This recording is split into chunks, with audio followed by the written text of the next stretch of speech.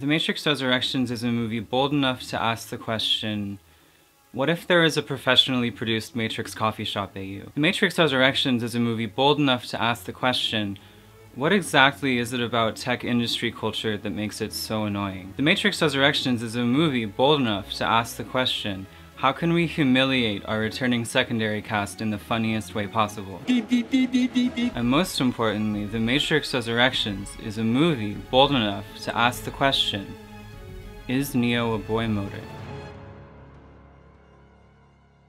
So the lengthy video essay I've been working on is not done, and I totally botched my upload plans by getting sick for like a week and then going on a trip for like a week and a half. So here's a video about Matrix 4. Does anyone still care about this movie? I don't know, that's not my problem. Just coming clean, I am gonna talk about gender stuff, but not really until the back half of the video, so if you're watching this solely because you saw trans flag colors, honey, you've been clickbaited. I'm sorry. You be the vulnerable amniotic pod, and I'll be the tentacle robot, plying you with illusory images that I may suck out the last of your human warmth. I feel weird. Can I start over?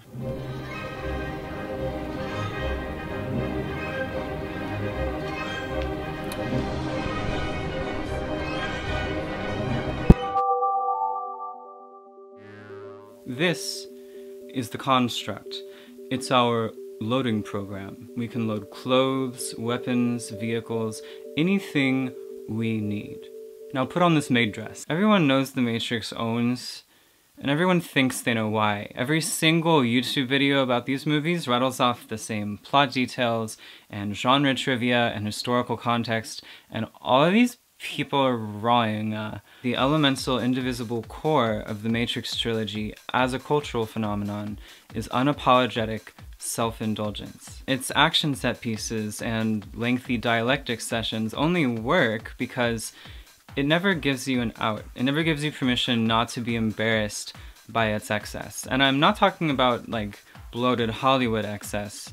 This is more akin to the flouncy teenage excess of a cult graphic novel come to life. Fully bent on playing everything painfully straight, even if that means alienating parts of the audience.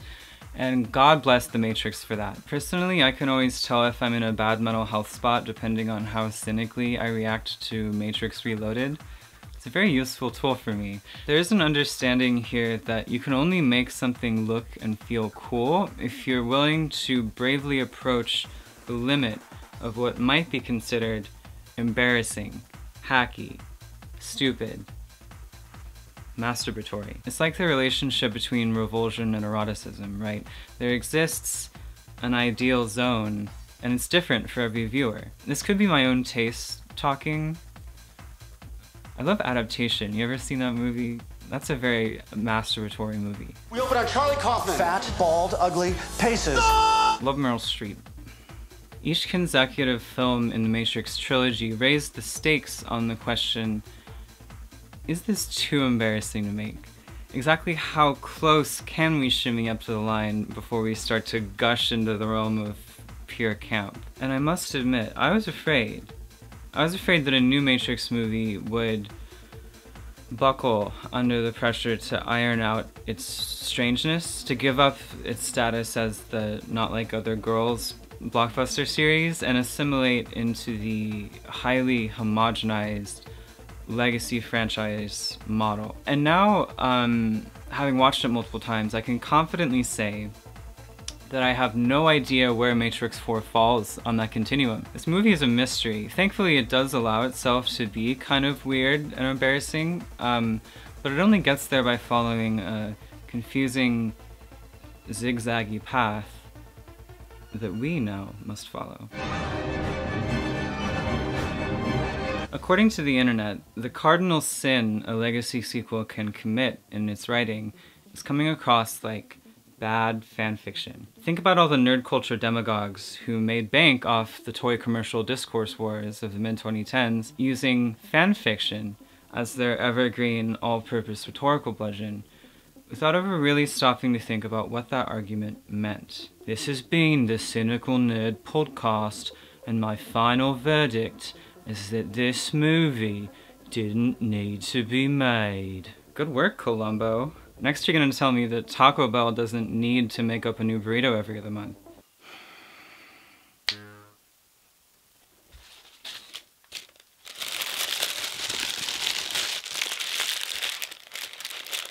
But it's the future now. And we have the hindsight to more clearly identify that the economic conditions under which legacy sequels are made necessitates their feeling like fanfiction. The conversion process that transforms a story with a beginning and end into a shapeless, immortal brand is essentially the market's answer to fanfiction. We're witnessing capital muscling its way into yet another cultural niche where it doesn't belong, that of the self-soothing fan creator, who copes with the loss of a comfort character or favorite villain by painting over their death in bright narrative colors. So it shouldn't be surprising then that specialized narrative tools like alternate timelines, clone conspiracies, and yes, resurrection pods appeal equally to the young fic author seeking to conquer death and to the giant media corporation seeking to abolish it. The beauty of convergent evolution right before our eyes. Alright. The Matrix Resurrections is not unique, but it's maybe notable in that it knows exactly how hopelessly it's trapped in its cultural paradigm. And faced with this knowledge, faced with the choice between pleasing its audience, critiquing its audience, or critiquing itself, The Matrix Resurrections chooses not to choose. This movie is really hard to break down, okay? On the surface, Matrix 4 is this limp, pathetic rehash built out of the same faux quirky, self-referential building blocks that make up all of the legacy sequels we've been plagued by the last 10 years. Then one layer deeper, it's actually a cynical parody of those cliches that uses self-loathing irony to mask the fact that it's not really doing anything differently. Most people stop there, but if you are familiar with this director's extended filmography, you may feel compelled to peel back yet another layer, upon which you'll realize that there's earnest creative intention in all the specific ways it deploys its cliches. And from a certain perspective, this is actually one of the most unself-conscious blockbusters ever made, unashamedly using fanfiction tropes too schmaltzy even for Disney to appropriate, the self-insert protagonist, the supernaturally star-crossed romance that only ever plays out through wistful coffee shop flirting sessions, using those conventions, of all things, to weave an achingly personal love story about getting older and forgetting who you are that functions on its own, separate from the context of this even being a Matrix sequel, and the result is kinda all three of these things at the same time, and it's kind of none of these things, and it is a sloppy, messy cacophony of competing ideas that doesn't seem to be for anyone. This is not bad fanfiction. The Matrix Resurrections can only be described as the Sistine Chapel ceiling fresco of bad fanfiction. When I say it's achingly personal, I mean I can feel Lana Wachowski's exhaustion in my body when I watch this movie. I go back and forth on the Wachowskis these days. There's a lot to like, there's a lot to criticize, but say what you will about Lana, I think she does have a unique narrative style that brings voice to potent emotion in a way that a lot of lesser movies would really benefit from. Wachowski the Elder has a healthy balance of respect and disdain for the audience, you know? I really like that in a director.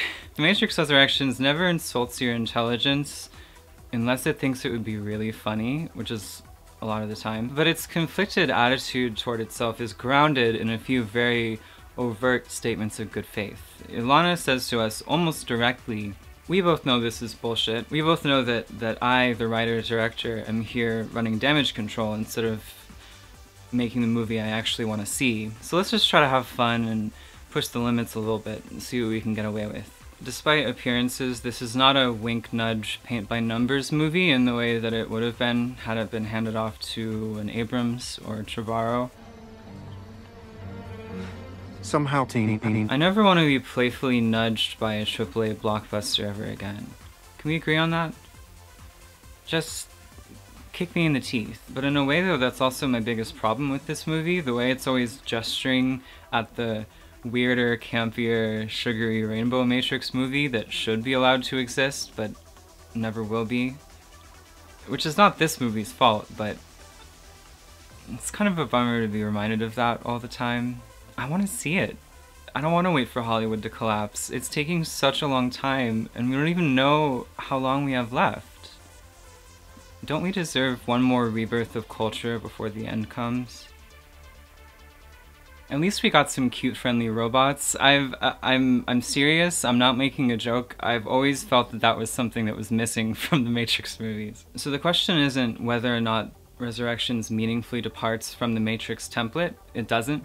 But when and how it uses the template to explore new narrative and thematic dimensions. I've always felt that theme and setting are where these movies are at their strongest. I really love Act 1 of the first Matrix movie before most of the genre elements really come in, and it's just this like weird, suffocating tone piece about the boring, manic sleeplessness you feel when you know that something is wrong in your world but you can't do anything about it.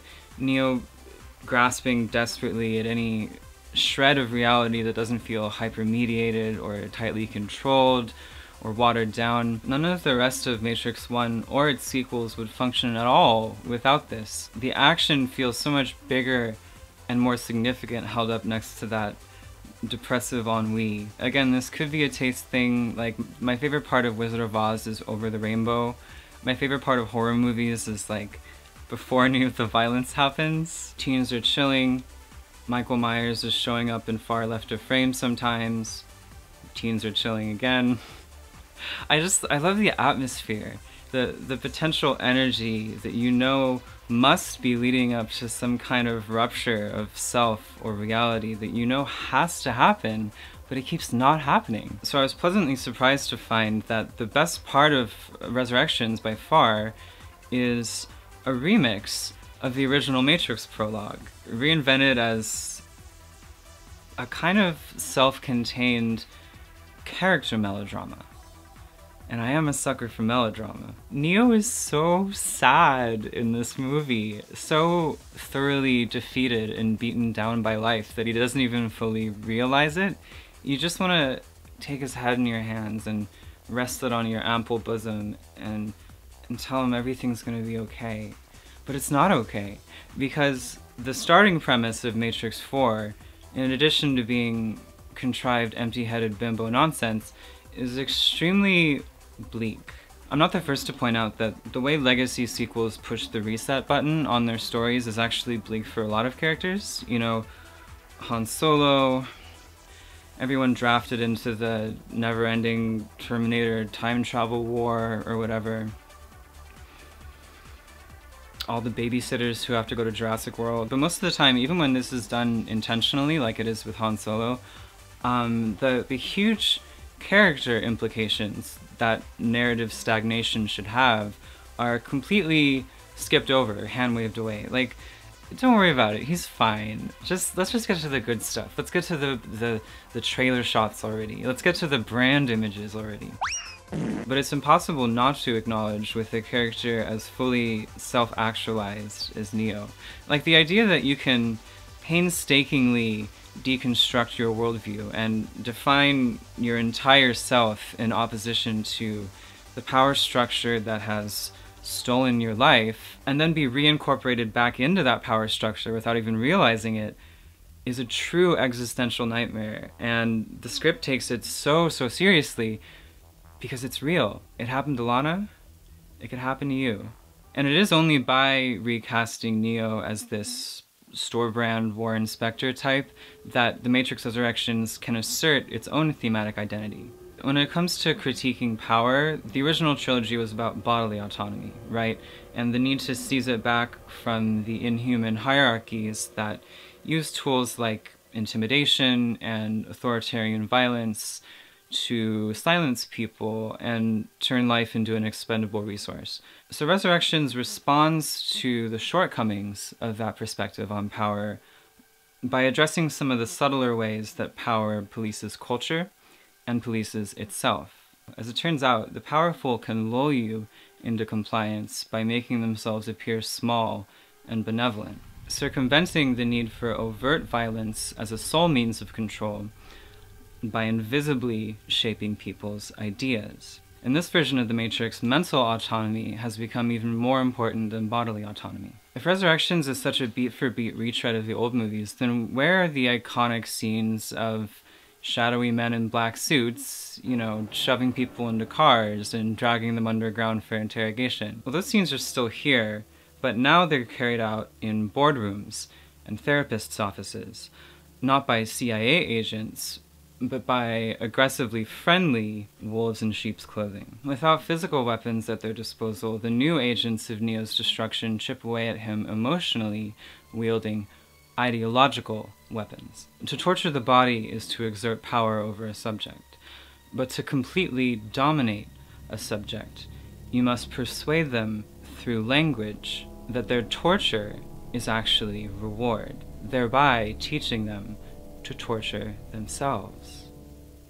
Why do I sound like a Reddit dom? Suggestive little images and turns of phrase reframe the parts of Neo and Trinity's lives that are the instruments of their slow torture, and make them seem like the best option, when of course they're the only option. The goofy third-wave coffee shop Neo goes to appears to be a much-needed break from the drudgery of his life, until you realize that his only social outlet is this impersonal, transactional exchange where the closest he can get to real connection is polite small talk with passersby.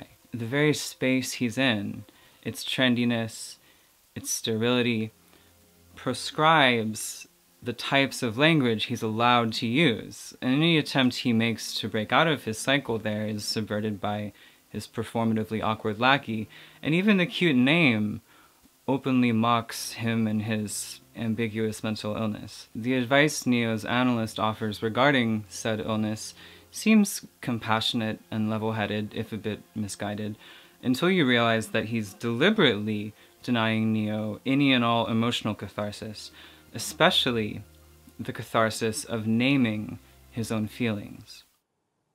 Am I crazy? We don't use that word in here.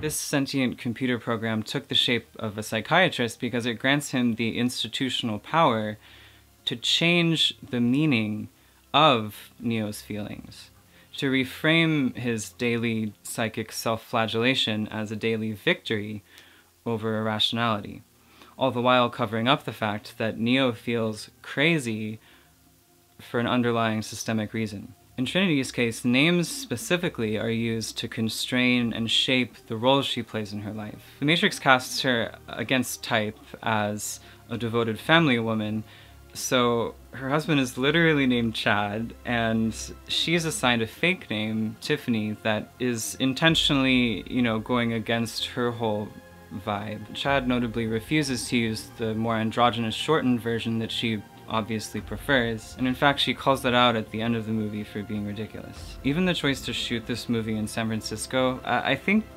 Lana probably just likes how it looks on film because she used it in Sense8 too, but thematically it is so perfect. I grew up in the Bay Area, and let me tell you, few American cities better embody the illusory power of language. Everyone come hang out in our gay liberal utopia.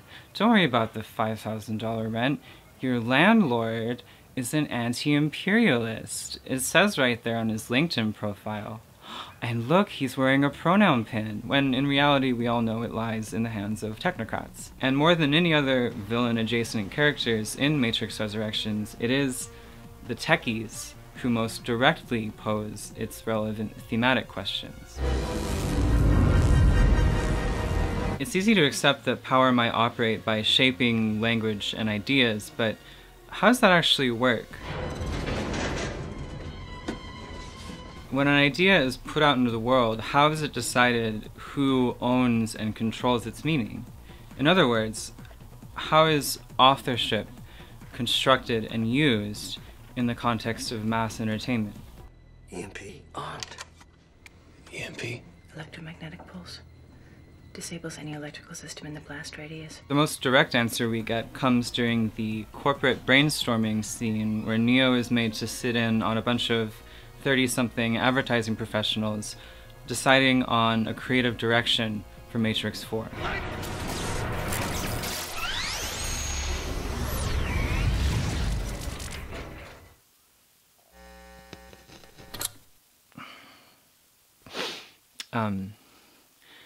My light ran out of battery. So through the narrative conceit of the Matrix trilogy existing within the diegesis, within the universe of Resurrections, the real-life Matrix movies are used as an example to illustrate some of the largely autonomous economic processes that strip art and entertainment of meaning. When these characters who grew up with the fictional Matrix video games are tasked with figuring out what the Matrix is about, half the people in the room aren't even interested in the text at all. They only seem able to regurgitate the marketing concepts that sold them on the Matrix. He didn't love the first one, like some of you. And frankly, I've got zero tolerance for anything that requires a syllabus and a highlighter. I like my games big, loud, and dumb. We need guns. Lots of guns. Bullet time, right? We need bullet time. It's all about the big, sexy guns. No offense to gun fetishists, I totally get it. Here, marketing is positioned as a tool that, intentionally or not, inserts the corporate interests that own entertainment into the role of the author. An author in the traditional sense might shape the reading or viewing experience passively by publicizing little pieces of their life that shed light on their creative process.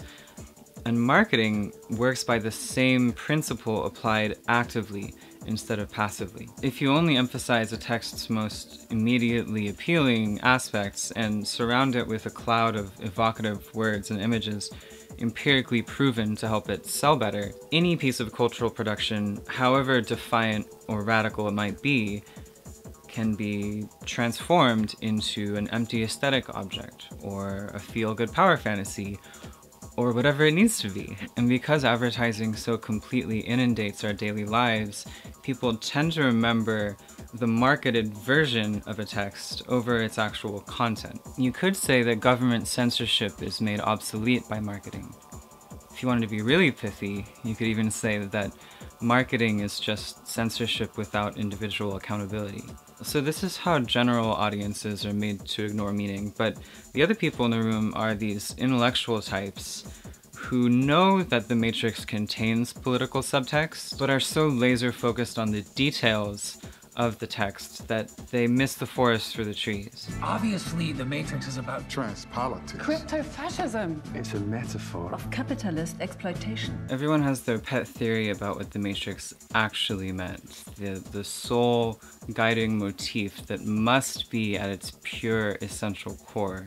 And instead of looking for common threads between their ideas and seeking a bigger thematic picture, they just compete with each other to be the most correct in their interpretation of what Neo meant. Bickering and goofing around, exchanging smug little glances, as if the author himself isn't literally sitting there in the room with them. The idea that a text can have one and only one meaning relies on this construct of the all-powerful visionary author, but strangely, the people in that room aren't searching for meaning, right? They're not in dialogue with any text.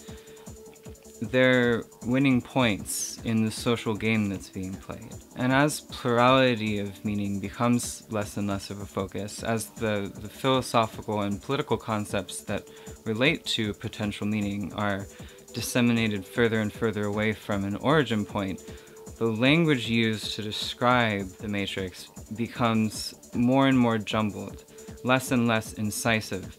And so the characters are taking pride in the meaninglessness of their language to the point of self-parody. People want us up in their gray space, switching their synaptic WTF light on. Yeah, ideas are the new sexy.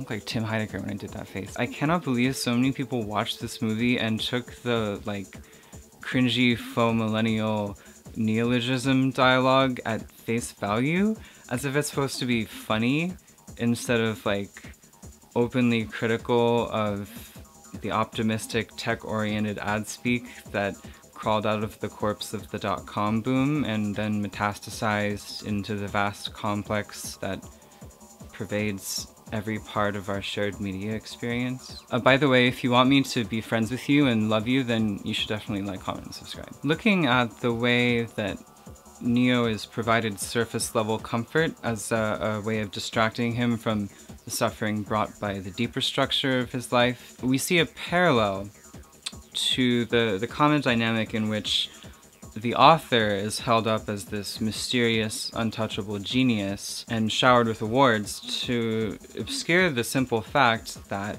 prizing authorship as the skeleton key to textual analysis is not only bad for the reader, it's actually really bad for the author too. It turns their lives into yet another paratext that can be sucked up into the marketing cloud and used by God knows who. To Neo and to Lana by extension, The Matrix doesn't mean one and only one thing, because it emerged organically as a patchwork of their experiences and interests, as well as existing images and genre texts that meant something to them deep in their shared soul. Please don't ask me who they are or what they represent or what they mean, because I don't know. They just came into the book when I needed them. Do you just write the book and then let other people figure it out? Yeah, it's so satisfying. I do get asked to interpret myself, but I'm never sure that my interpretation is the right one. But you wrote the darn thing. And in this one, you see, in this one where I keep pulling the rug out from under the reader, in a sense, it is part of the nature of the book that in fact there is no final interpretation. By highlighting the horror of watching Powerless as something personal that you've brought into the world is vivisected by your bosses and picked over by your audience and neatly recontextualized in the service of moral arguments all across the political spectrum using your private life as evidence, Matrix 4 recapitulates the death of the author argument that you've heard explained by every video essayist of all time from the author's perspective. And it's a pretty compelling version of that argument. And it also creates a little irony loop where you have to understand Lana Wachowski's life and experiences to understand a movie about how uncomfortable it can be to have your creative work analyzed that way. Am I reaching with that one? I don't think I am. Roland Barthes wasn't considered with who a text belongs to, right? But that is how we talk about it colloquially, and I think I do believe that, you know, ultimately a text does belong to its audience, to its viewers, even if that's uncomfortable sometimes. And I'm not sure exactly how much the movie agrees or disagrees with me on that, but I do think there's a lot of value in its choice to examine the discomfort of the author-reader relationship and ask questions about it. How can you trust an audience with a text as a creator when they're so powerfully manipulated by marketing and so happily stuck in their limited interpretive frames? If we have to cling to the concept of authorship for convenience's sake, how do we even distinguish between author and reader anymore in a media environment where people both obsess over the distinction between canon and fan creation and often consider fan interpretations of their favorite characters more accurate than the versions written by industry screenwriters? And most pointedly, Resurrections asks, what is an audience? If an audience gets to decide what The Matrix means, then what parts of that frankly huge, disjointed, fragmented group are we even talking about? And if it's all of them individually, then who's first in line when it comes time to have a cultural conversation? Is it the academics? The action junkies? The bitter neoconservatives? Is it me? I used to believe it was. Like it did for a lot of people, The Matrix came to me at a couple of very well-timed points in my life. The first time I was in my late teens. I had just started to appreciate action as a genre and understand the craft of editing and stunt work. I was very into short-haired women. And the second time I was in my early 20s and I had just started my transition and was feeling pretty shitty and depressed about it. And I was really into short-haired women. And you know what happens next, right? Lily Wachowski is forcibly outed. Now the internet is talking about how retrospectively groundbreaking the Matrix trilogy is as a series of movies written by two transgender women. And suddenly, you know, after a few runs through the content cycle, a lot of people are very invested in the idea of the Matrix as an allegory for the trans coming out process. And I was absolutely one of them. I still am. It was a big comfort to me, and learning about it a year or two before it went really, really big made it feel like me and my friends were in on this incredible secret that changed everything, allowing myself to be drawn further into the narrative. But as that reading got more mainstream, I grew a little more cynical about it. And I want to be careful about how I talk about this because I feel a bit differently now, but it started to feel like people were shutting down any interpretation of the trilogy that wasn't primarily centered on transness. I'm not sure how true that was, but that was my read on the situation, and it worried me because if you look closely at the text, even if you just limit your analysis to identity and marginalization as thematic threads, the movie seems just as interested in exploring the politics of Black liberation and class consciousness as it does in gender variance and the coming out process, maybe a little clumsily. And yes, there is a lot of very trans stuff in all three of these movies, but I have trouble with the premise that Lily and Lana being transgender is justification enough for us to lay exclusive claim to these cultural artifacts that are famous for being thematically broad. Death of the author doesn't stop applying just because it's an author you happen to like, right? And I totally get that the very good intention behind making it exclusive was to exclude conservatives and transphobes, to take it back from them. But I couldn't stop myself from asking the question, who else might we be excluding? Why devote all this energy to the maintenance of pop media studies orthodoxy in service of an interpretive lens that I at least saw as more interested in mapping out a cute little allegory than saying anything really insightful about transness or what it might mean to be a transgender person living in the world? I was not especially fun to talk to at that time. I don't think I was completely wrong. Obviously, in retrospect, a lot of my concerns were maybe a little paranoid. I do tend that way. In general, I think I'm more laid back about that kind of thing now. I don't really want to be the type of person who spends a lot of time worrying about things like this. There are more pressing political issues out there, although by deciding to finish this script, I have kind of forced myself to. I never fully stopped believing that using a trans lens to discuss The Matrix was anything but good and fun and constructive, but my takeaway from this now is that these conversations are poorly served not by the participants, but by the platforms that host them. This is not a groundbreaking take, but the need to homogenize meaning and morally justify all your likes and dislikes is not inherent to fan communities. It's a product of a certain discursive environment. And right now it's hard to say whether or not that's actually that harmful in the long run. I just hope people know that if you're writing about The Matrix, you don't have to go on a lengthy tangent about how important its transness is if it doesn't actually relate back to your point at all. I mean, if it does, that's great, but if not, you'd probably be doing the trans community more good if you just, you know, resolved to donate to a couple GoFundMes once or twice a month.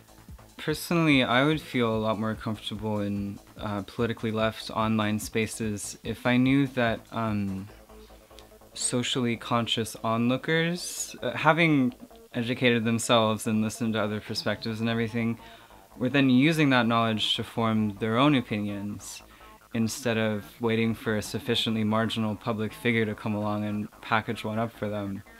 And then we just have to hope that they're someone with your best interest in mind, right? Anyway, it felt poetic that it was a new Matrix movie that helped me sort out my feelings on this. You know, for the third time, one of these movies comes to me at the right time and tells me exactly what I needed to hear. But I do feel shown up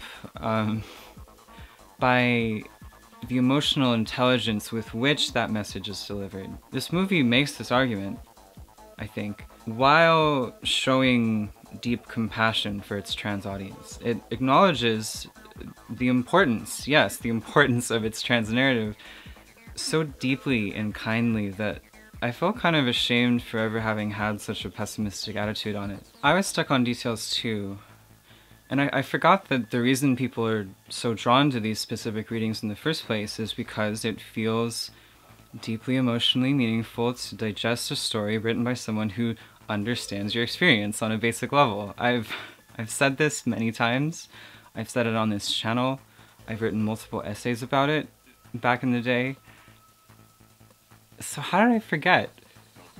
How did I get so jaded to the idea of media representation as a political good when so many important points in my coming out process were spurred by seeing trans women in acting and directing roles? I know the answer, that's not really the point I'm trying to make, but it's just so sad. It's sad that the slog of trying to navigate all these harsh political realities takes these things from so many of us. These little coping strategies and moments of comfort, all poisoned. I still remember watching Sense8 for the first time in 2015, coincidentally the day after I wore a dress in public for the first time at San Francisco Pride, hypocrite that I am. And I remember just thinking that Jamie Clayton was so cool. When did I get so grumpy about this? I'm even grumpy about the idea of like putting this in a YouTube video. I guess at some point the idea of video essay as confessional identity narratives started to feel too corny for me. And it's like, when did that ever matter? When has that ever mattered at all? And how is it humanly possible for anything to be too corny for me? It's not that deep, Alex. It's just a processing tool. Ugh. Hopefully this is helping someone process something.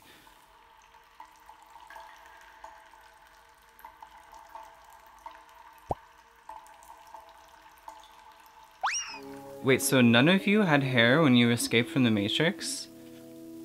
I'm like, so sorry. That like, honestly, like psychs.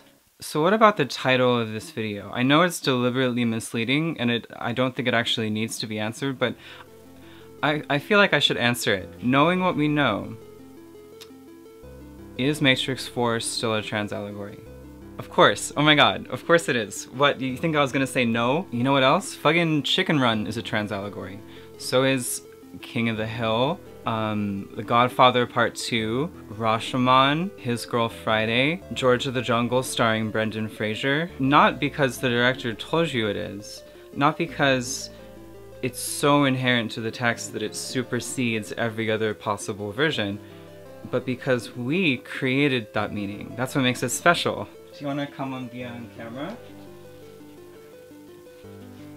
Look who it is!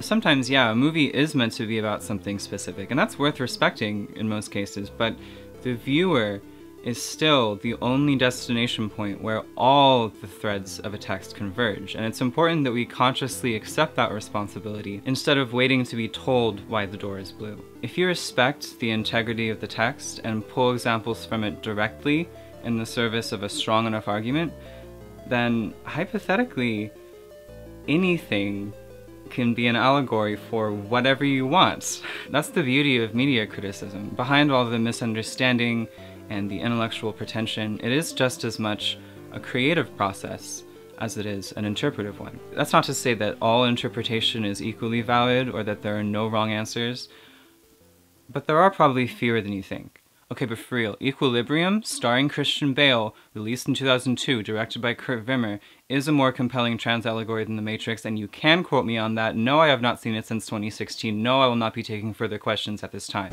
The gun cutter treats the gun as a total weapon. Christian Bale notwithstanding, and in spite of my whiny pedantry, I do in fact think there is a lot to be gained from reading Matrix Resurrections as a straightforward trans allegory. Neo's immersion back into the Matrix very obviously maps onto the painful real-life trans experience of recloseting yourself after you've come out. The self-alienation, the shrinking down and systematizing of your life, the feeling that the world is mocking you for your doubt, the crappy therapists, it's all there. The terrifying reality buried in Matrix Resurrections is that growth is not only non-linear, it is impermanent, reversible. If someone hurts you, or the world hurts you, or you lose track of yourself for a couple years, you might regress, and then you just have to do it again. This time with feeling. And when you've been depressed for a long time, and you're ready to be happy again, but all you can think to do is reach back to the last time you were happy, and try to remember what worked, sometimes you end up feeling like a hollow cash-in reboot of an older version of yourself. But the notion that the past, personal or historical, is necessarily more authentic than the present is an ancient human fiction, kept alive by self-denying ideologues who want to strip us of our rights. If we are to live, we must escape from the hegemony of time. And corny or not, there's no denying that our love for each other must be the solvent that breaks down the divisions between past, present, and future. Through love, you come to understand that all the different people you've been throughout your life are all you. Each hug you give contains all the hugs you've ever given, all the hugs anyone has ever given. And if growth really is a two-way street, if linearity is not a constant, and effect can shape its cause as deeply as cause shapes effect, if the dark, scary future and the shining, golden past are just abstractions we use to understand our place in history, then maybe we can still save each other. Maybe it's not too late to heal.